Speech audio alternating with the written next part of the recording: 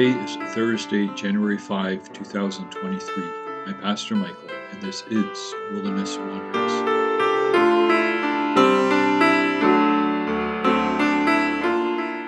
Our text is from Psalm 127. It's useless for you to work from early morning until late at night just to get food to eat. God provides for those he loves, even while they sleep.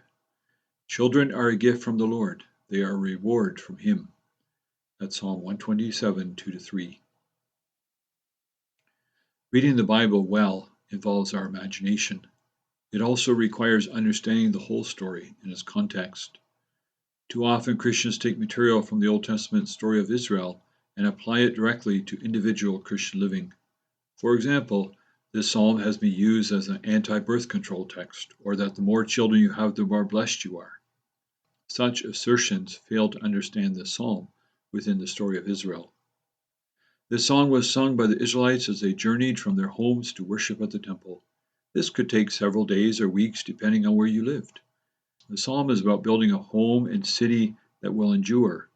As today, that was no easy task. It took labor, sweat, laborers, time, money, etc., etc. Yet, here is a home builder, the city planner, taking a month off from this work for religious festivals. Foolish, don't you think? Psalm 127 says, not at all. This is a covenant song addressing Israelite life in the Promised Land. The people needed to build, to sweat, to determine how to construct houses and city walls that would endure, but the but is very important. In Israel, the success and endurance of any building project is not directly tied to the sweat or skill of the builders, but upon the blessing of God Almighty, the covenant Lord of Israel. This regular hiatus for worship was an act of faith. Those who believed in this but took time for it. The words about children do not mean that we should have as many children as possible. Rather, it was a statement of life in the Promised Land. The transition from one generation to another was not dependent on Israel's ability or hard work, but on the blessings of God. Children were a sign that God was enabling Israel to continue living in the Promised Land as his covenant people. This psalm was a profession of faith sung to remember the most basic reality of Israel's life.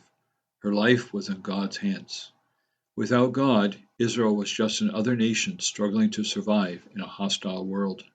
Here is where we can apply this psalm to our lives. Our work and life are in vain without the blessing and presence of God.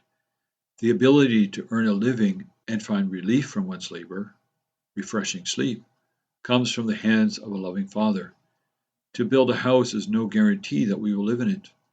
Trying to do things without God is like trying to sail a sailboat by blowing into the sail.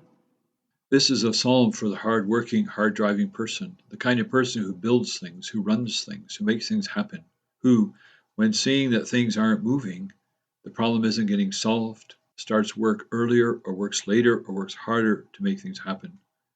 As a result, we unbalance our lives. The stress causes us to fall into neglecting our family, neglecting our sleep, neglecting our time with the Lord, and neglecting our Sabbaths. We work, but we become like corpses.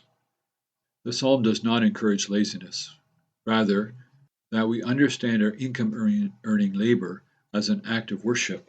The bottom line is not our primary motivator, but loving obedience. Our income is sometimes more than we deserve.